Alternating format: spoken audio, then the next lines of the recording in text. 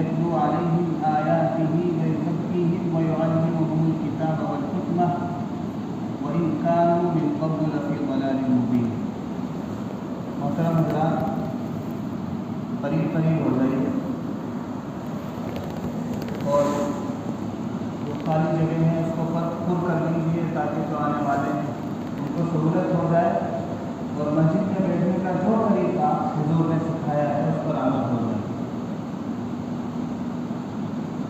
یہ مہینہ جو چل رہا ہے یہ اسلامی کیلنڈر کا تیسرا مہینہ ہے جس کی آج 6 تاریخ ہے۔ اس کا نام ہے ربیع الاول۔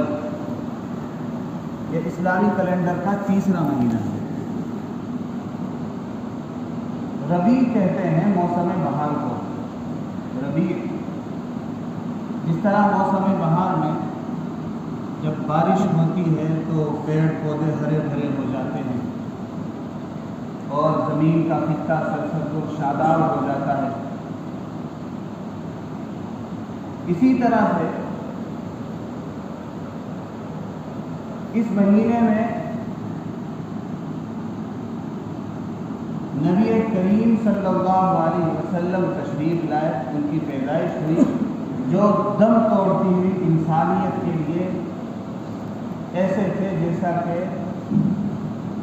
خزاں کے موسم میں بارش ہو جانا۔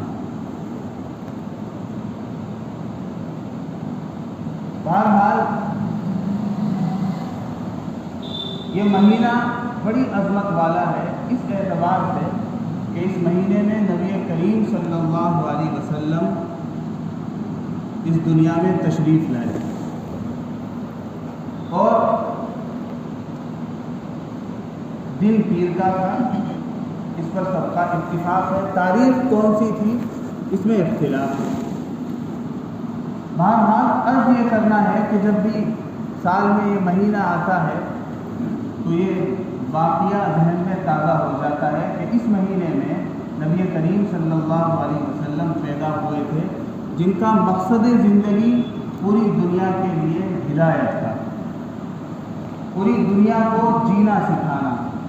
اللہ کی مرضی کے موافق زندگی گزارنا سکھانا اور اللہ کو خوش کرنا سکھانا اور یہ بتانا کہ اللہ کیا چاہتا ہے اور اللہ کی مرضی کے موافق زندگی گزار کر دکھانا اور تمام احکامات شرعیہ کو سکھانا۔ قرآن کریم میں آیا ہے کہ نبی کریم صلی اللہ علیہ وسلم کے فرائض منصبی یعنی جو کام ان کے ذمے اللہ تبارک و تعالیٰ نے لگائے تھے ان کا خلاصہ 3 چیزیں ہیں۔ 3 صبح جو تفسیر بیان ہوتی ہے اس میں بھی یہی بیان چل رہا ہے۔ سب سے پہلی چیز قرآن کریم کی تلاوت، دوسری چیز کتاب کی تعلیم، کتاب کی اور حکمت کی یعنی سنت رسول اللہ کی تعلیم ان کو سکھانا، تیسری چیز تھی تزکیہ یعنی پاک صاف کرنا بدن کو بھی، یہ ظاہری بدن ہے اس کو بھی نجاستوں سے پاک کرنا اور باطنی جو ہمارا دل ہے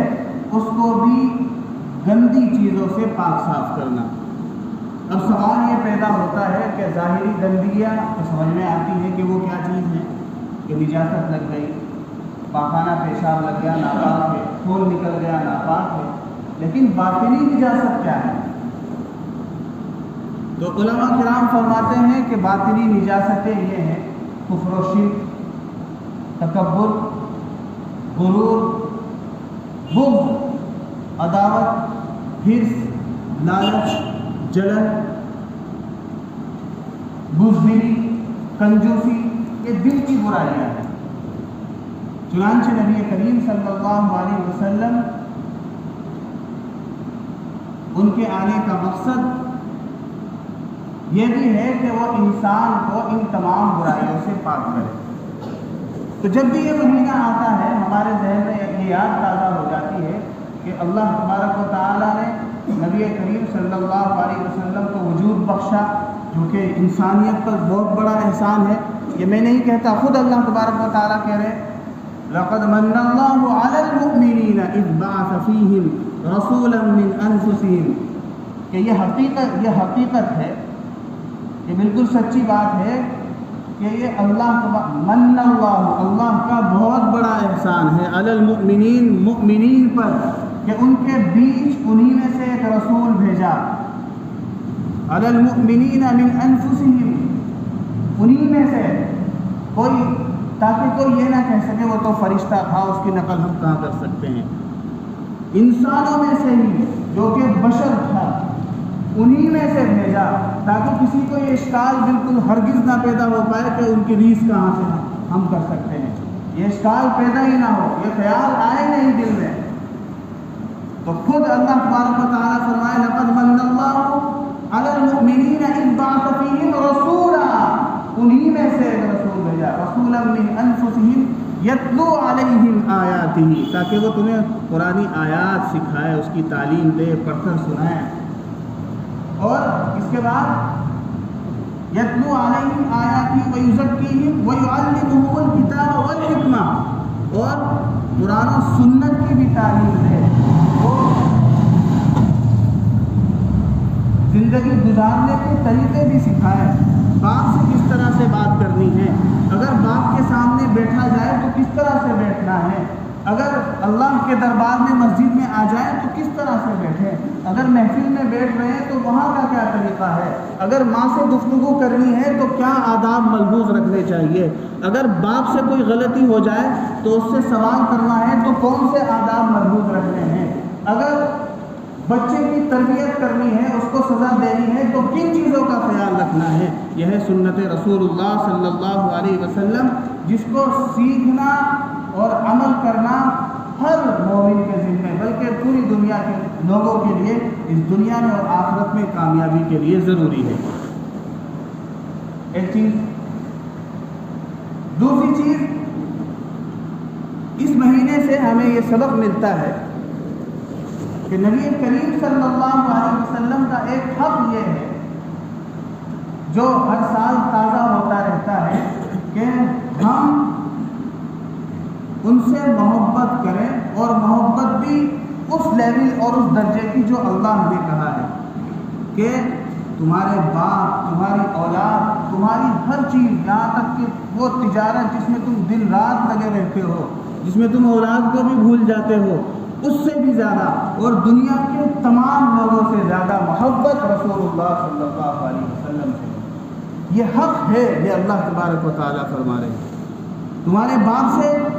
والد کا ذکر آیا، تمہاری ماں سے، تمہاری اولاد سے، یہاں تک کہ جتنے بھی تمہارے تعلقات والے ہیں، تمہاری مال سے بھی، تمام چیزوں سے زیادہ محبت جب تک تمہیں نہیں ہو جائے گی حضور سے، اس وقت تک کہ تم کامل مومن نہیں ہو سکتے۔ اللہ تبارک و تعالیٰ اس بارے میں سوال کرے گا قیامت کے دن کہ اس درجے کی محبت تھی کہ نہیں تھی۔ اسی طرح سے ایک مرتبہ حضرت عمر رضی اللہ تعالیٰ عنہ حضور کے ساتھ تشریف لے جا رہے تھے، حضور نے ہاتھ پکڑ رکھا تھا، تو معلوم کیا کہ عمر آپ کو مجھ سے کتنی محبت ہے؟ حضرت عمر نے کہا کہ حضور اپنی جان کے علاوہ جتنی بھی چیزیں دنیا میں ہیں اور سب سے زیادہ محبت آپ سے۔ حضور نے کہا کہ سوچ لو کیا کہتے ہو، اس لیے کہ اس وقت تک کہ کوئی کامل مومن نہیں ہو سکتا جب تک اس کو اپنی جان سے بھی زیادہ مجھ سے محبت نہ ہو۔ تو فوراً حضرت عمر نے فرمایا کہ حضور اب مجھے اپنی جان سے بھی زیادہ آپ سے محبت ہے۔ جب یہ حق کے محبت ہم ادا کریں گے حضور کے ساتھ، تو اب محبت کیا کس کو کہتے ہیں یہ بھی سمجھ لیجئے۔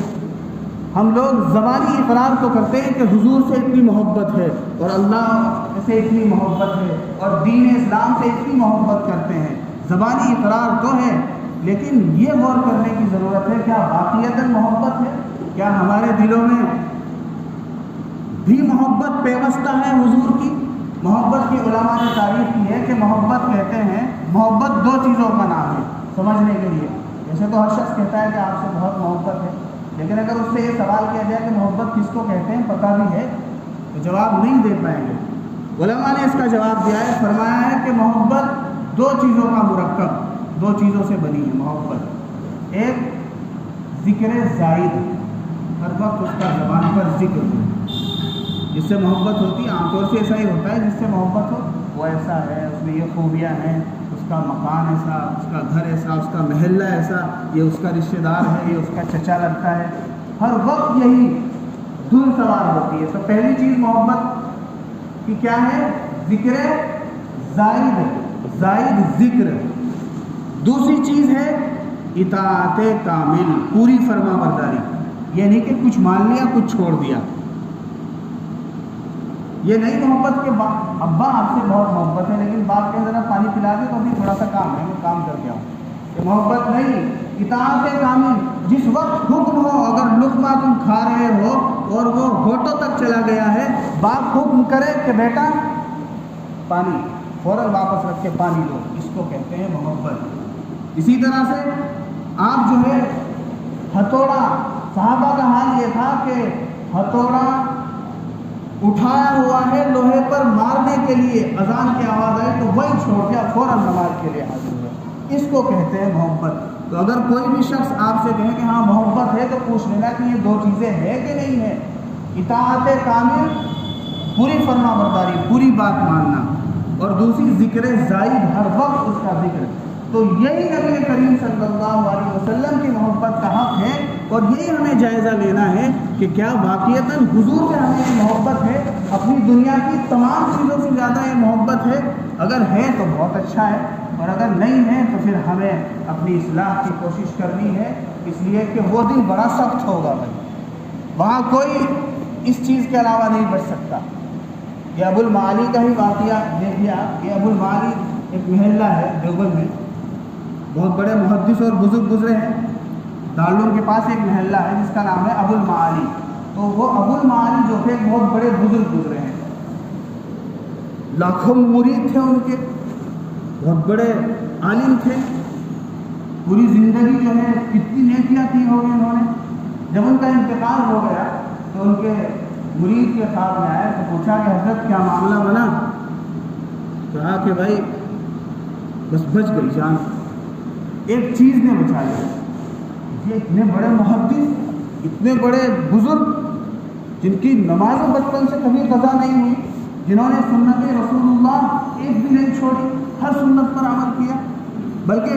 خود عمل کیا، لوگوں سے کرایا۔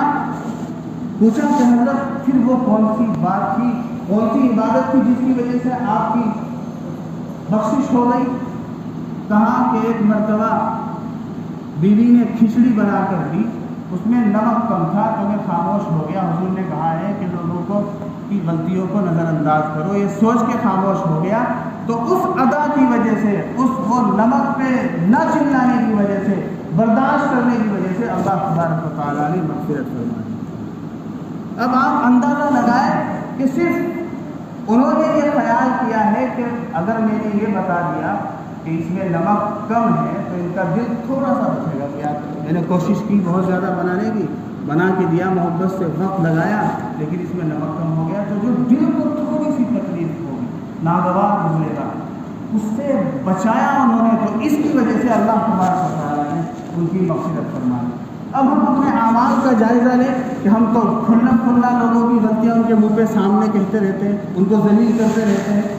حالانکہ قرآن شریف میں ہے ویل ہلاکت ہے ایسے شخص کے لیے جو غیبت کرتا ہو، یعنی ایسی چیزیں بیان کرتا ہو جو دوسرے کے اندر ہے، اگر وہ اصلاح کرنے والا بزرگ نہیں ہے۔ ہمارے معاشرے میں یہ چیزیں اتنی عام ہو گئی کہ اس کو کچھ سمجھتے نہیں، ایسا سمجھتے جیسے ماں کا دودھ پی رہے ہو، غیبت کرنا، لوگوں کو منہ پہ تانے دینا، اور باقاعدہ کہتے ہیں کہ میں تو منہ پہ کہہ دوں گا، حالانکہ قرآن شریف کہہ رہا ہے وَيْلٌ لِكُلِّ ہُمَزَةٍ لُمَزَةٍ، وَيْل ہلاکت ہے ایسے لوگوں کے لیے، ہلاکت ہے ایسے لوگوں کے لیے، خدا کہہ رہا ہے ہلاک ہے ایسے لوگ جو غیبت کرتے ہیں اور منہ کے سامنے تانا دیتے ہیں۔ تو ہمیں سوچنے کی ضرورت ہے، اس مہینے سے یہ سبق حاصل کرنے کی ضرورت ہے کہ اپنی زندگی میں نبی کریم صلی اللہ علیہ وسلم کی سنتوں کو لانا ہے، اور نبی کریم صلی اللہ علیہ وسلم نے جو تعلیمات دی ہیں پوری انسانیت کے لیے، اس لیے کہ نبی کریم صلی اللہ علیہ وسلم صرف مسلمانوں کے لیے رحمت نہیں، وَمَا أَرْسَلْنَاكَ إِلَّا رَحْمَةً لِلْعَالَمِينَ، پوری دنیا کے لیے وہ رحمت بنا کر بھیجے گئے تھے۔ تو ہمیں کوشش یہ کرنی ہے کہ کہ حضور کی تعلیمات پر عمل کرنا ہے، اور وہی مثال پیش کرنی ہے جس نے عرب کے جاہلوں کو اور جو بدو تھے، جن کو دنیا کی دوسری قومیں دیکھنا بھی پسند نہیں کرتی تھی، حضور کی تعلیمات پا کر ان کو حاصل کر کے ان پہ عمل کر کے وہی قوم دنیا کی امام بن گئی۔ تو وہی تعلیمات ہمیں سیکھنی ہے، ان پر عمل کرنا ہے، اور یہاں اپنے ملک میں غیروں کے سامنے نمونہ پیش کرنا ہے کہ یہ ہوتے ہیں مسلمان، ایسے زندگی گزارتے ہیں مسلمان۔ مسلمان کو ایسا ہونا چاہیے کہ اس کو دیکھ کے لوگ چلنے کا طریقہ سیکھے، بیٹھنے کا طریقہ سیکھے، بات کرنے کی تمیز لوگ اس سے سیکھتے ہیں، اس لیے کہ مذہب اسلام نے